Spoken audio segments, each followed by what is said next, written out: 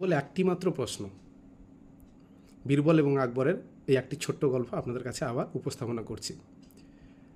বীরবলের অসাধারণ বুদ্ধিমত্তা, জ্ঞান এবং রসিকতার কাহিনীগুলি বহু দূর দেশে ছড়িয়ে পড়েছিল।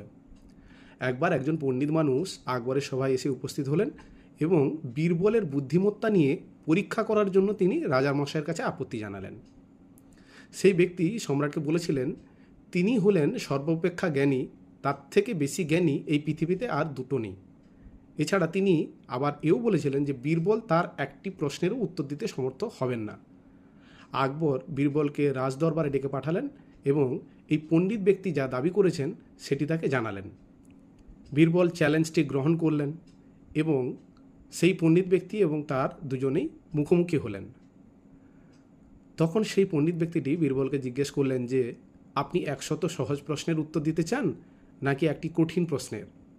বীরবল তাকে জানালেন যে তিনি একটি মাত্র কঠিন প্রশ্নেরই উত্তর দিতে চান।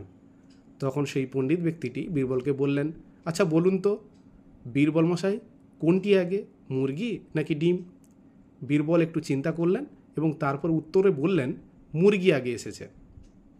তখন সেই পণ্ডিত বীরবলকে উপহাস করলেন এবং বললেন, কিভাবে আপনি এই ব্যাপারে এতটা নিশ্চিত হতে পারলেন যে মুরগি আগে এসেছে? বীরবল তৎক্ষণাৎ উত্তর দিলেন যে আমি শুধুমাত্র একটি প্রশ্নেরই উত্তর দেওয়ার প্রতিশ্রুতি করেছিলাম, সুতরাং আমি আর একটিও প্রশ্নের উত্তর দেব না। সেই পণ্ডিত ব্যক্তিটি নিজের দাবিতে লজ্জিত বোধ করলেন এবং ভগ্ন হৃদয়ে এই রাজসভা থেকে নিষ্ক্রান্ত হলেন। প্রত্যুৎপন্নমতিত্ব যে কোনো ধরনের কঠিন সমস্যার হাত থেকে আপনাকে এবং আমাদেরকে সবাইকেই বাঁচাতে পারে। তাই সময় সময়ে প্রত্যুৎপন্নমতিত্ব বুদ্ধি আমাদের প্রয়োগ করা দরকার।